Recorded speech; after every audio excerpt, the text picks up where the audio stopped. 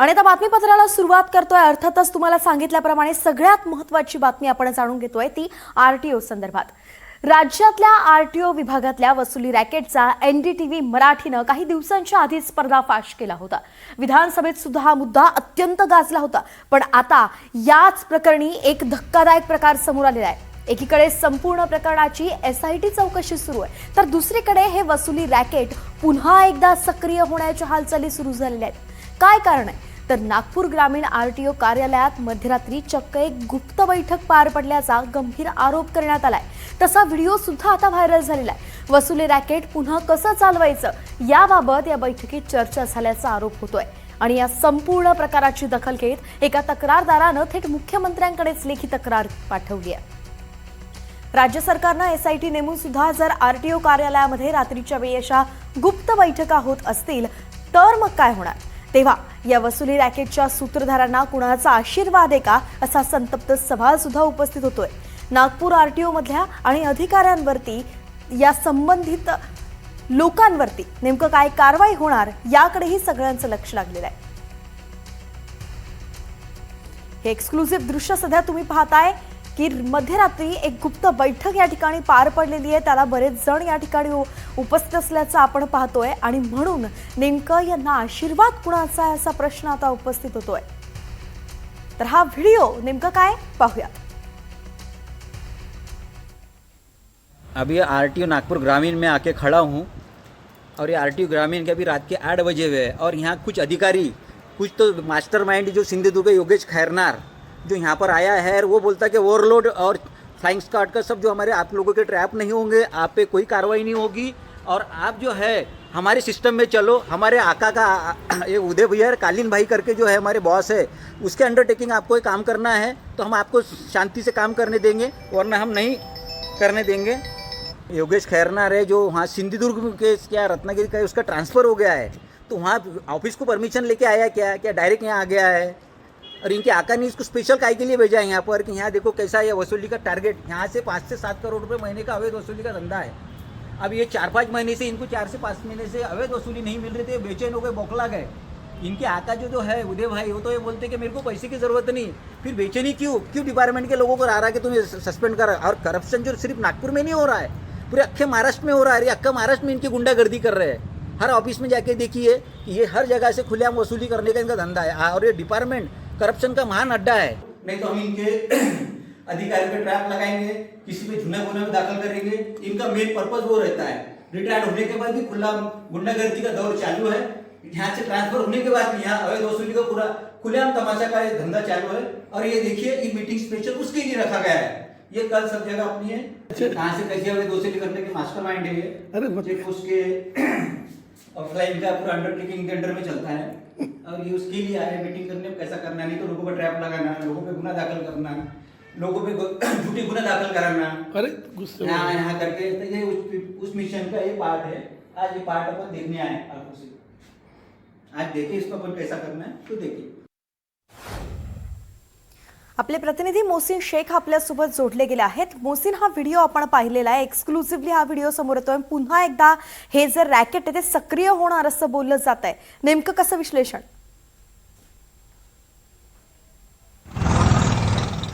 पहिल्यांदा हे एक गोष्ट स्पष्ट करतो, या व्हिडिओमध्ये जो नाव घेण्यात आलेला आहे एका अधिकाऱ्याचा, जो सिंधुदुर्गहून बदली झाल्यानंतर या कार्यालयात रात्री बैठकीसाठी आला असा आरोप करण्यात आला आहे। हा तोच अधिकारी आहे ज्याचं नाव अधिवेशनात विजय विडेट्टीवार यांनी घेतलं होतं आणि सांगितलं होतं की वसुली रॅकेटमध्ये जी अधिकाऱ्यांची नाव आहे त्यामधलं हे एक नाव आहे। हे पहिल्यांदा आपण स्पष्ट करूया।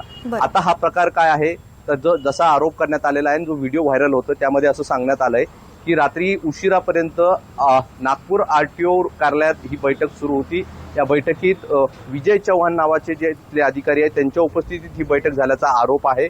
या बैठकीत नागपूर आणि नागपूर शहर अशा भागातील अधिकारी या बैठकीत उपस्थित असल्याचा देखील आरोप करण्यात आला आहे आणि ही बैठकीत योगेश खैरनारे नावाचा अधिकारी देखील उपस्थित असल्याचा आरोप तक्रारदार यांच्याकडून करण्यात आलेला आहे। आणि हे योगेश खैरनार यांचंच नाव विजय विडेट्टीवार यांनी देखील अधिवेशनात घेतलं होतं। त्यानंतर एसआयटीची घोषणा झाली, एसआयटी तपास करतायत। आता ह्या सगळ्या प्रकरणात एक जो गंभीर आरोप आहे तो म्हणजे गेल्या काही दिवसात हा वसुली रॅकेट बंद झाला होता, मात्र पुन्हा सक्रिय करण्यासाठी ही बैठक घेण्यात आल्याचा आरोप आहे आणि हा अत्यंत धक्कादायक आरोप आहे.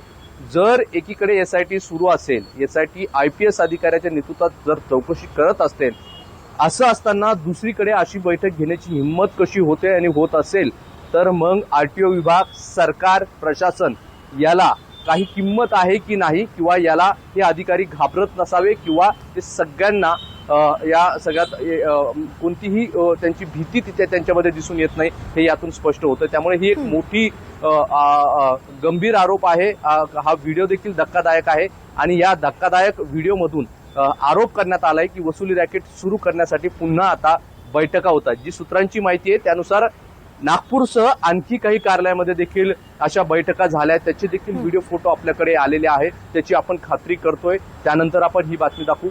पण हे नागपूरचं व्हिडिओ व्हायरल झालेला आहे, यात गंभीर आरोप देखील करण्यात आलेले आहेत. अर्थात मोहसिन, आपण आपल्या सोबत राहा. तुर्तास आपण एक महत्त्वाची अपडेट यातली पाहतोय, म्हणजे ज्या RTO अधिकाऱ्यांवरती आरोप झाले आहेत त्यांनी नेमकं यावरती काय स्पष्टीकरण दिलेलं आहे तेही पाहणं गरजेचं आहे. एक नजर त्यावर सुद्धा. तर वसुली रॅकेटबाबत कोणतीही बैठक झालेली नाही. एक अधिकारी आले होते ज्यांच्या सर्व्हिस बुकचा प्रॉब्लेम होता.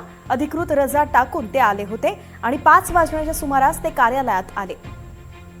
ऑफिसमध्ये बसले आणि 7 वाजता ते गेले.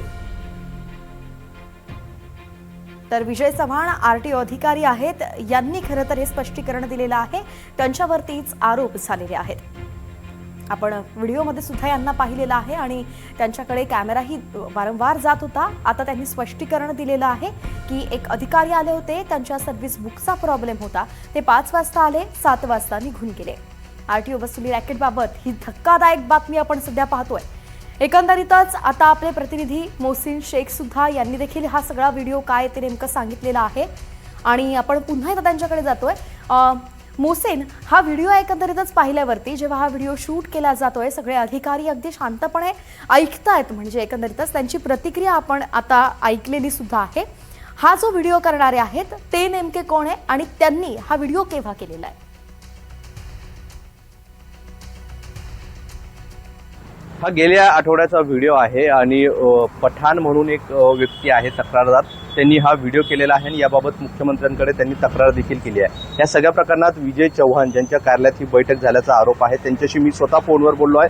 त्यांचं म्हणणं आहे की याबाबत अशी कोणतीही बैठक झालेली नाहीये. आम्ही जे खैरनार जे आहेत, ज्या अधिकाऱ्यांचं नाव या प्रकरणात येतोय, ते त्यांचं सर्व्हिस बुक घेण्यासाठी आले होते आणि ते सर्व्हिस बुक घेऊन परत गेले. 7 वाजेपर्यंत ते या बैठकीत किंवा या ठिकाणी थांबले होते असं त्यांचं म्हणणं आहे. त्यामुळे एकंदरीत त्यांनी आरोप फेटाळलेले आहे, मात्र अजूनही त्यांनी कॅमेऱ्यासमोर कोणती प्रतिक्रिया दिलेली नाहीये. आपण त्यांना गेल्या 2-3 दिवसांपासून याबाबत प्रतिक्रिया घेण्याचा प्रयत्न करतोय, मात्र त्यांची प्रतिक्रिया आलेली नाहीये. पण या सगळ्या प्रकरणात हे धक्कादायक आरोप आहे. आता मुख्यमंत्र्यांकडून याची काय दखल घेतली जाते हे पाहणं महत्त्वाचं असणार आहे. परिवहन मंत्री यावर काय भाष्य करतात हे पाहणं महत्त्वाचं असणार आहे, कारण SIT नेमण्यात आली होती आणि SITला मुदत वाढ देखील दिल्याची माहिती आपल्याला मिळते. त्यामुळे एकंदरीत जी चौकशी 3 महिन्यात व्हायला पाहिजे होती तिला आणखी 2 महिन्याची मुदत वाढ देण्यात आल्याची देखील माहिती मिळते. त्यामुळे सगळं प्रकरण जरा संशयितपणे वाटतंय. अनेक प्रश्न या निमित्ताने उपस्थित होत आहेत. एकीकडे समितीला मुदत वाढ मिळते आणि जशी समितीला किंवा SITला मुदत वाढ मिळते, दुसरीकडे लगेच बैठका वसुली रॅकेटबाबत सुरू होत असल्याचा आरोप होतो. त्यामुळे हे सगळं प्रकरण गंभीर आहे आणि या सगळ्या प्रकरणात आता काय थेट कारवाई होते हे पाहणं महत्त्वाचं असणार आहे. अधिवेशनात देखील या सगळ्याबाबत चर्चा झाली, मात्र कोणताही ठोस कारवाई झालेली नाही. यात आणखी एक धक्कादायक विषय असा आहे की ज्या पद्धतीने विजय चव्हाण यांनी दावा केला आहे की सर्व्हिस बुक घेण्यासाठी ते आले होते, मात्र माझ्या माहितीप्रमाणे असं सर्व्हिस बुक कोणाला इन हँड देता येत नाही, कारण सर्व्हिस बुक मध्ये तुमच्या सगळ्या कामाची दखल असते. तुमच्या चांगल्या कामाची, तुमच्यावर काही कारवाई झाली असेल तर अशा थेट पद्धतीने हातात सर्व्हिस बुक दिला जात नाही. त्यासाठी पोस्टरे या कार्यालयातून त्या कार्यालयात टपालाने पाठवलं जाते अशी माझी माहिती आहे. यावर आपण अधिकाऱ्यांशी बोलतोय, त्या अधिकृत माहिती मिळाल्यानंतर ते देखील आपण भाष्य करू. पण त्यामुळे या सगळ्या प्रकरणात विजय चव्हाण हे कॅमेऱ्यासमोर कधी बोलतील हा एक प्रश्न आहे. परिवहन मंत्री याबाबत काय भाष्य करतात आणि मुख्यमंत्री या सगळ्या प्रकरणाची दखल घेणार का, हे अनेक प्रश्न या निमित्ताने उपस्थित होतात. अर्थातच मोहसिन, प्रश्न अनेक आहेत आणि या संदर्भात आपल्यासोबत थेट नागपूरमधून आपले प्रतिनिधी संजय तिवारी सुद्धा जोडले गेले आहेत. संजय, हा व्हिडिओ तुम्ही पाहिला असेल, तक्रारदार तिथे आहे. नागपुरात ह्या व्हिडिओ नंतर मात्र आता काही हालचाली सुरू झाल्या आहेत का?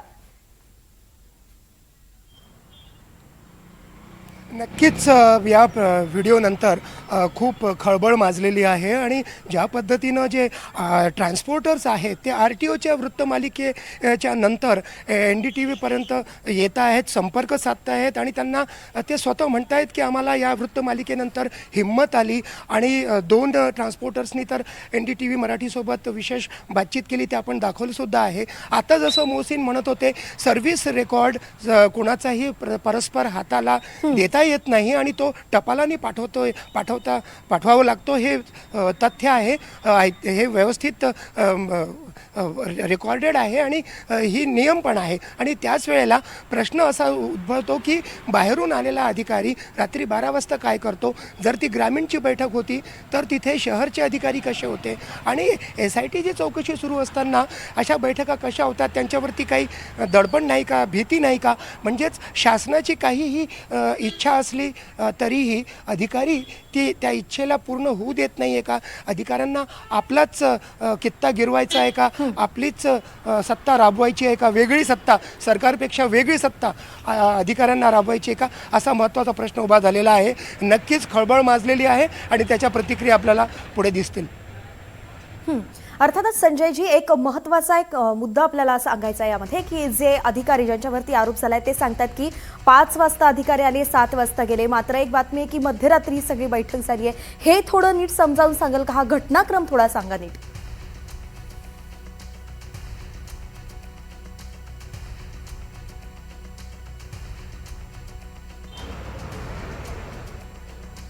अधिकारी जे सांगतायत ते कुठेतरी त्याला छेद देऊन जात आहे, त्याला सुसंगत वाटत नाही आहे. बरोबर. मुख्य म्हणजे 5 वाजता आला आणि ताबडतोब गेला तर मग रात्रीची ही बैठक कशी झाली, त्या बैठकीमध्ये हे दुसरे अधिकारी, शहरचे अधिकारी कसे आले ग्रामीणच्या बैठकीमध्ये. आणि मुख्य म्हणजे जर तांत्रिक तपास केला तर त्यांची जर CDR मागितली, त्यांचे जर मोबाईल टॉवरचे लोकेशन मागितले, हे सगळं समोर येऊ शकतं. हा जर पूर्ण घोळ आहे, त्यातनं सत्य कोण सांगतंय नेमकं हे तांत्रिक पद्धतीनं शोधून काढता येतं. अर्थात.